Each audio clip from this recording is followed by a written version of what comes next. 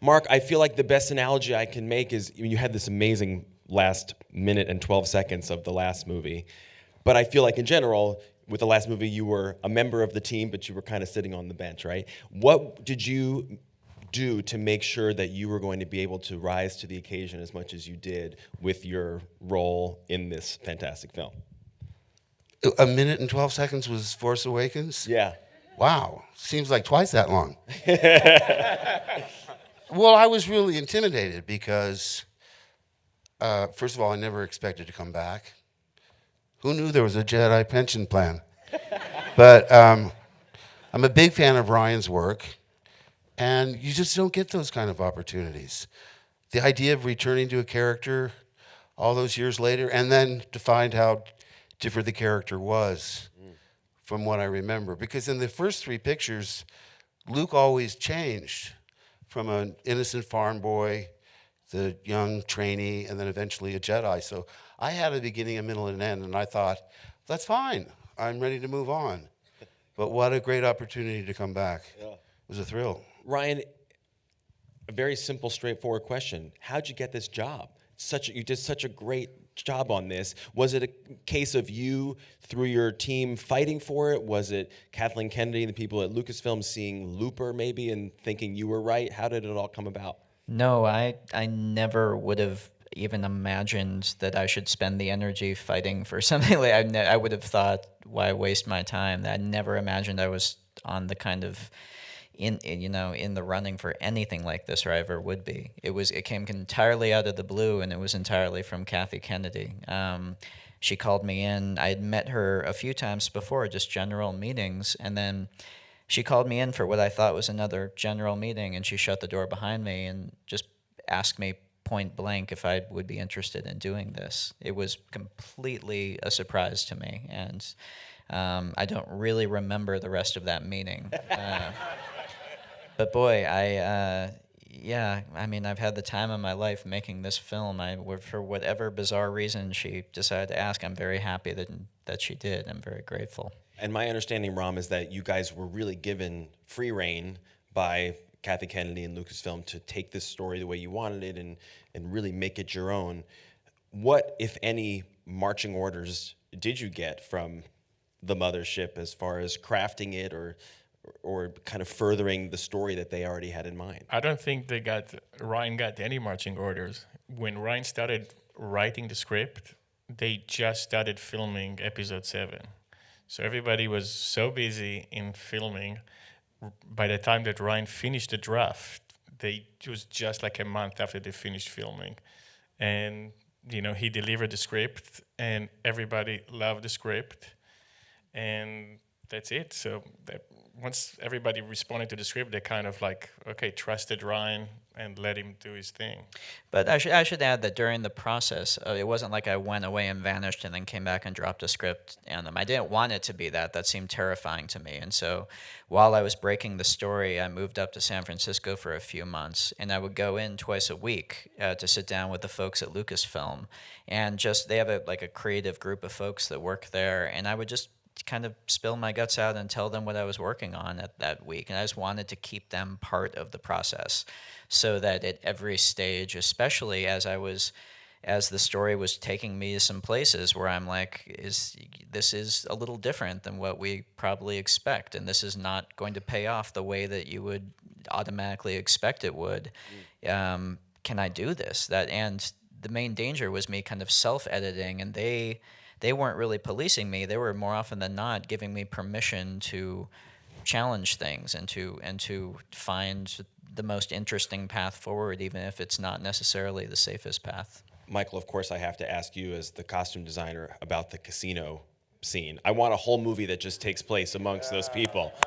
And the looks there were just so fabulous. What were you going for with that sequence and all those costumes? To be perfectly honest, when I read the screenplay, I thought that maybe I was reading a James Bond movie, and I was a little bit intimidated or in doubt that I could kind of translate this into the world of Star Wars. it was quite daunting. And the size of it, there were over 200 extras, each one dressed uniquely. Wow. And we've been used to doing large numbers of costumes, but generally for uniforms. So we make one of every uniform in-house, and then we multiply them at a uniform maker's place. This was in-house, bringing in milliners, bringing in jewelry makers. Every single thing on every extra and actor in that scene was manufactured at Pinewood Studios. It was like working at MGM in the 1930s again. But you also cast every extra. I did. Yeah. Yeah. Michael got very involved on a design level in finding faces, finding interesting bodies, and then on set, Michael was constantly attached to my shoulder as I was directing, saying, "Are you getting her in frame? Are you getting him in frame?" And he would be like, "Have you seen her yet?" He was making sure he was making, and that I loved that was such a gift to have someone who was so invested in it. It really was, because I you thought you lose just track saw of that to it as you're that I'd directing. never ever work again. Matthew, the sequences that I was really struck by sonically are the conversations between Daisy Ridley and Adam Driver through space. Yeah, the And- force connections. And Yeah. what you do with sound effects with their dialogue, especially in this amazing theater, was so cool. Yeah, our sound designer, we have a new sound designer coming to Star Wars here. His first film, Ren Kleiss. He works with David Fincher a lot.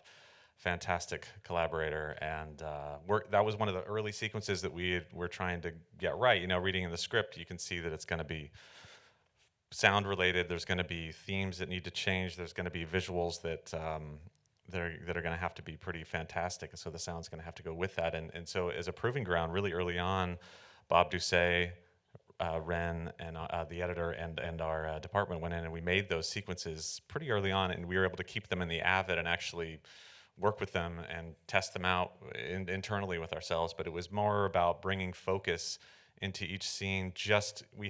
You would have like breath, maybe a footstep here and there, and then obviously we have the mirror cave sequence, which is a whole other a moment where there's a lot of pre-delay and reverb coming in. So it's almost like these characters are being connected across the universe, and their lines are coming from, it's like when someone says Luke, it's like Luke onto the screen, and we reverse reverb it and bring it back. So we wanted to have a sense of its transportation across the universe, by being connected, by Snoke. And so there was just a lot of those kind of early things we worked on, and we could do them in the Avid, which was great. So we could keep them and keep temping them and working on them. And so we get to the final mix, it's not a big surprise. That's always fun, because we come on to the show pretty early, so we can work out a lot of the sound pretty early. And that's kind of a Lucasfilm thing. It's been great. George used to have us come to the sets really early, and Kathy Kennedy has extended that on, so we got to come in and see the designscape, go to the sets, pick up and hold a porg in our hand, and see the weapons and the costumes and everything. So that's really inspirational. It's kind of the thing that Kathy's extended on from the way we used to make films with George. That's been really fun. Ryan, when you were working on this film, my understanding is that in your mind, this was the one movie you were going to do. This was your one and done Star Wars experience. And now it's been announced in the last couple of months that you're going to direct for this first film in this new Star Wars trilogy. Are you happy that you didn't know that you were going to do more, or would you have liked that kind of feeling in your mind, knowing that this was not going to be your one shot at one of these films? Oh, I don't know. That's an interesting question. I mean, it definitely was something that we were getting towards the end of making this movie, and had just had such a good time obviously with the cast and crew, but more so with Kathy and with the folks at Disney.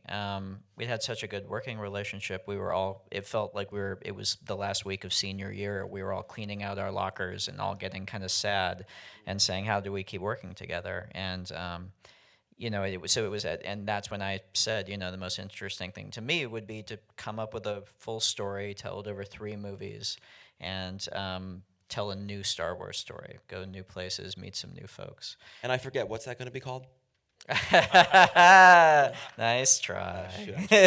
No, I actually don't know yet. That's the thing. I'm at the beginning of because that was the entire pitch. It's not like I said, and it'll be this. My pitch was, let's do a new Star Wars trilogy and tell a new story. And Kathy was like, that's exciting. Let's do it. So I'm just at the very start of coming up with what that's going to be. For 3. Wow, fantastic. Mark, as we see in the film, this special connection between Luke and Leia, and when you think back over 40 years, what would you say Carrie Fisher means to you in your life? Impossible to verbalize. I met her when she was 19.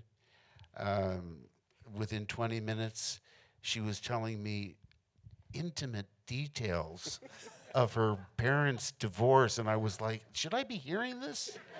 She could make you feel like the most important person in the world. And much like real siblings, we had our ups and downs. I mean, she was a handful, and but so funny. And what was great about being able to do this film was that when I came out to the studio and I wasn't shooting, whether I was doing wardrobe with Michael or stunts with Cece, I'd make a beeline to her trailer because it was impossible not to have fun around this woman. It's hard, you know. I think I'm still in denial. I did watch the scene, and it just took me completely out of the movie. It'll take me a while. You know, I just can't. But she's so wonderful in the movie, and you know, instead of being really angry that she's not here, I should be grateful for the 41 years that I did know her. Guys, thank you so much and congratulations.